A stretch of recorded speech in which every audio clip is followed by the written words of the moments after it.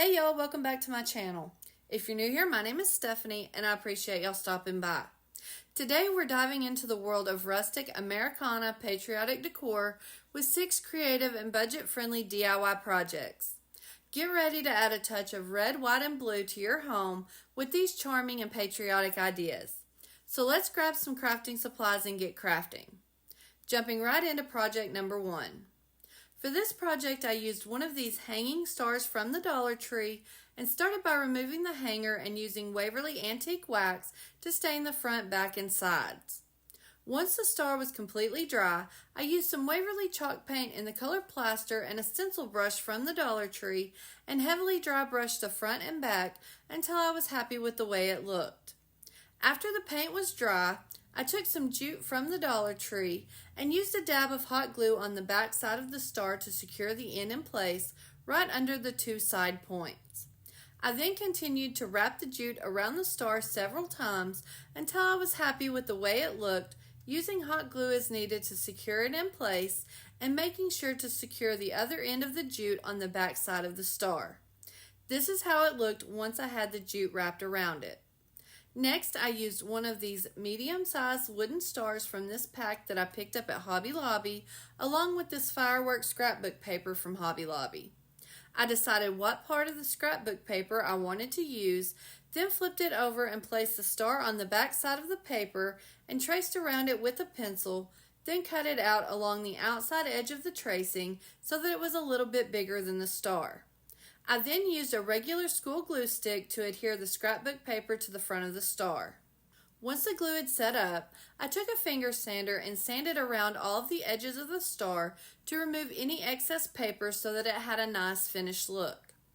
Next, I used hot glue to attach the star to the flat end of a skewer stick.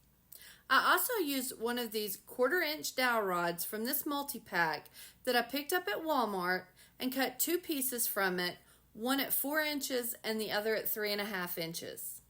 I then used a scrap piece of patriotic scrapbook paper from my stash that originally came from Hobby Lobby and cut 2 pieces that were just big enough to wrap around each piece of the dowel rod. I used a regular school glue stick and applied it to the back side of the longest piece of scrapbook paper and wrapped it around the 4-inch dowel rod, then repeated this step to attach the other piece of scrapbook paper to the shorter dowel rod. Next, I cut a small piece of jute and applied a dab of hot glue to one end and placed it on the tip of the 4-inch dowel rod to give the firecracker a wick. I then repeated this step to add a wick to the smaller firecracker, and I did find it easier to hold the jute with a pair of tweezers for easier placement. To decorate the star, I used the frosted greenery from this greenery pick, some pieces from this blue willow, both from the Dollar Tree, along with some of these red and white floral scraps that I had in my stash. I started building the arrangement by using hot glue to attach the largest greenery pieces to the back of the star, placing the stems underneath the jute. I then used hot glue to attach the 2 smaller greenery pieces between the larger fern pieces, again placing the stems underneath the jute. Next, I cut down the end of the skewer stick on the star and used hot glue to attach it off to the right side of the arrangement. Next, I used hot glue to attach the large firecracker to the star on the left side so that it was sticking over the edge just a little. I also decided to place the other firecracker on the left side, tucked down in the jute. Next, I took the 2 white picks and placed them in the front of the arrangement near the center on either side of the fern. I then placed the pieces of the blue willow throughout the arrangement to add little pops of color. Finally, I placed the 3 red floral picks throughout the arrangement, using hot glue as needed to secure them in place. I made this finger bow using jute by wrapping it around 3 of my fingers several times and used hot glue to attach it to the middle of the star at the top of the wrapped jute. At this point, I felt like the arrangement looked a little bare, so I dug through my scrap florals and added some more frosted greenery pieces until I was happy with the way it looked. To finish up this project, I made a new hanger using some jute and created a large head knot by feeding the ends through the hole at the top of the star, then back through itself, and secured the top in a regular double knot, and this one is finished. I absolutely love the rustic feel of this star and the little pops of red, white, and blue that it adds to my decor. Moving on to project number 2. For this project, I used this sign that I had in my stash from the Dollar Tree and started by removing the hanger and, because I'm extra, all of the paper on the front side. I then used Waverly chalk paint in the color plaster to paint both sides of the sign with 2 good coats. Once the paint was dry, I took a ruler and placed it down on the sign where the first slat should be and used a sharp utility knife to score down beside the ruler using just a little bit of pressure. I did this twice to give the slat a look of separation without cutting all the way through the sign. I then repeated this process to separate the other 4 slats so that it looked like this. Next, I took a finger sander and sanded along all of the cuts that I made as well as along all the edges to distress the sign to look old and worn, as well as defining the separations in the slats a little better. I also used this America-established 1776 vinyl decal that I cut out using my Cricut, and I will have a link to this free SVG in the description box below. After I had thoroughly wiped all of the sanding dust off the front of the sign, I placed the vinyl decal in the middle and burnished it down and removed the transfer tape. Once I had the vinyl on the sign, I thought it looked way too shiny and new, so I took a finger sander and gently sanded over it to dull it down and to blend it into the background better.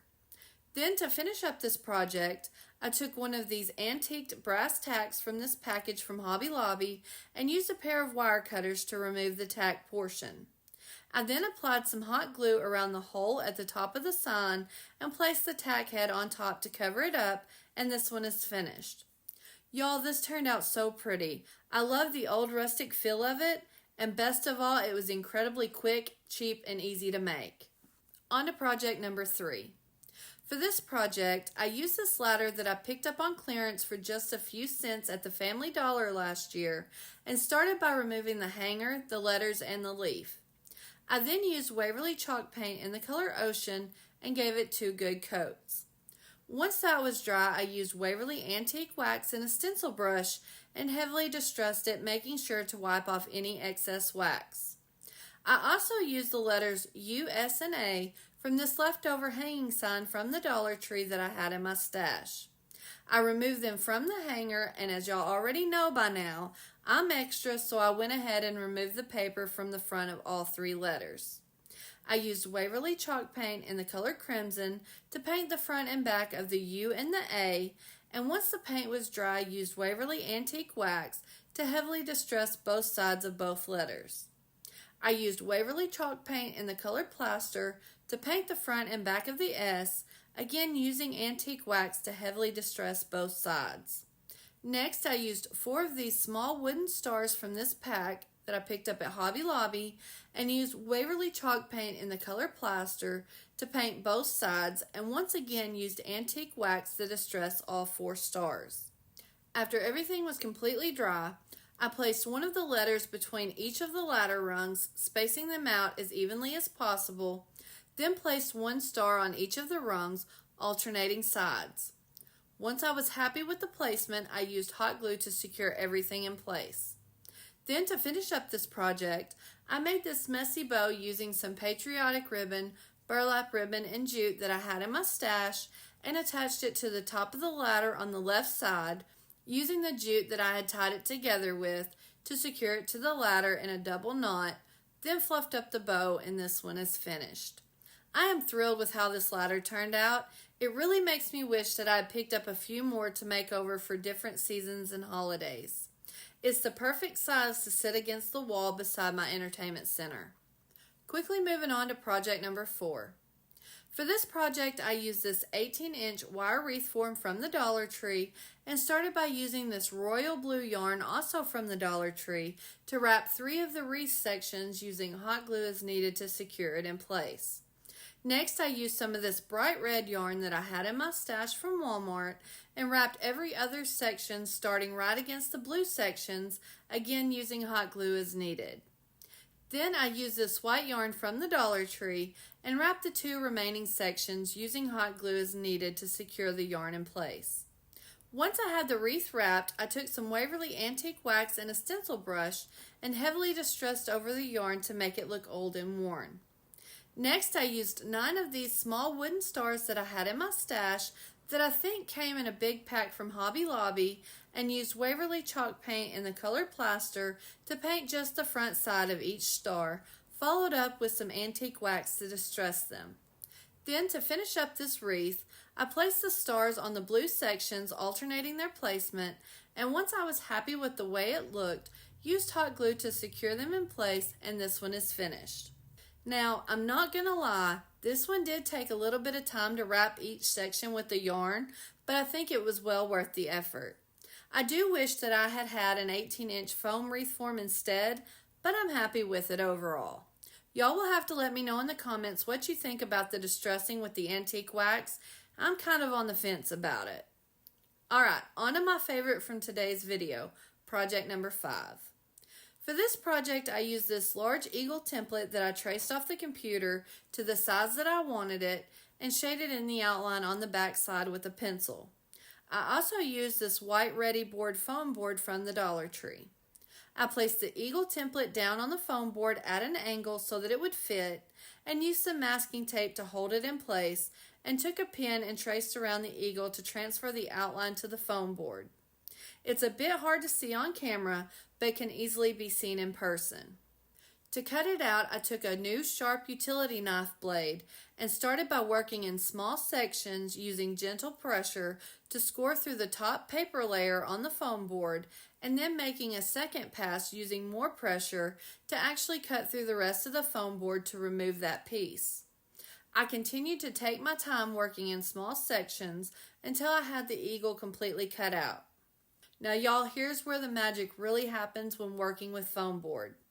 I took a finger sander with 320 grit sandpaper and went around the edges to smooth them out and shape them to look exactly how I wanted them.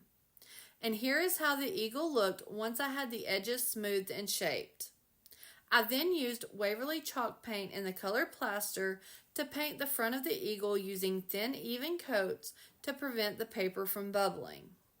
Next, I used these vinyl stars that I cut out on my Cricut and cut the square down to fit the left wing, and I'll leave a link to this file in the description box below as well.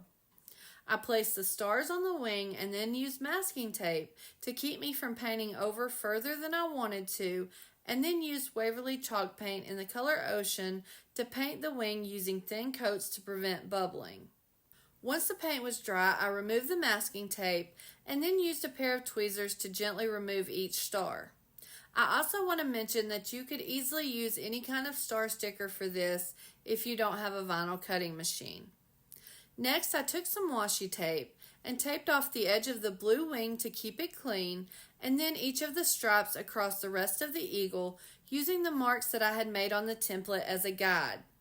I then used Waverly chalk paint in the color Crimson to paint the red stripes, starting with the stripe across the eagle's head and then every other stripe all the way down to the bottom, again using thin, even coats.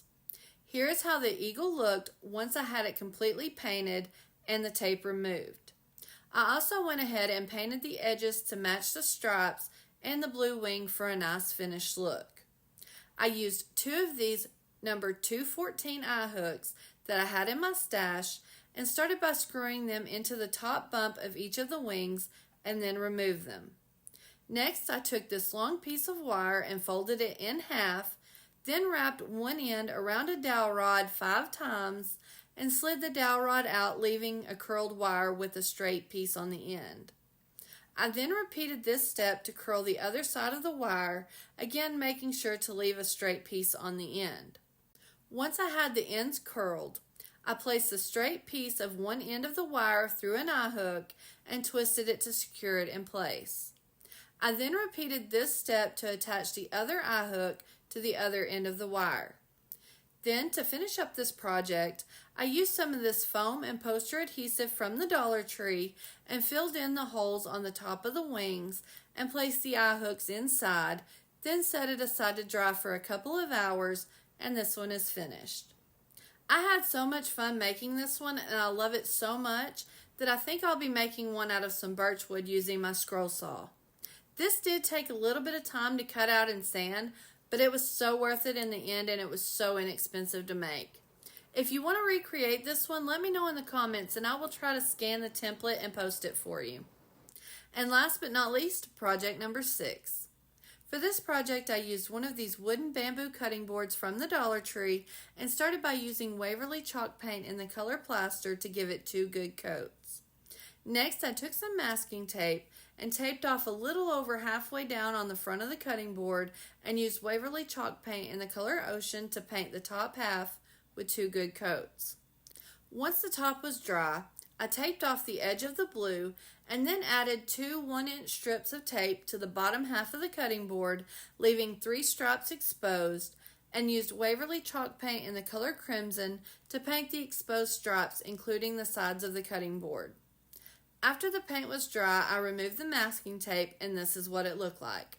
I did not want the stripes to be uniform, so this worked out perfectly.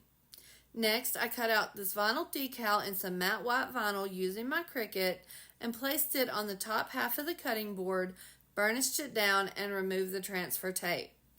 Again, I will leave a link to this decal in the description box below. Then, to finish up this quick and simple little shelf sitter, I took some Waverly chalk paint in the color Plaster along with a stencil brush and dry brushed the front of the cutting board to distress it, followed by some Waverly antique wax to make it look old and worn. I then alternated between the plaster paint and the antique wax until I was happy with the way it looked, and this one is done. I love how this simple little shelf sitter turned out. The cutting board stands on its own, so there was no need to put any kind of blocks or anything on it. This could not have been any easier or quicker to make, and it adds a touch of red, white, and blue to my kitchen decor. And that's it for today's video, y'all. Thank you all for watching, and I hope y'all enjoyed these creative ideas to add a touch of red, white, and blue to your home.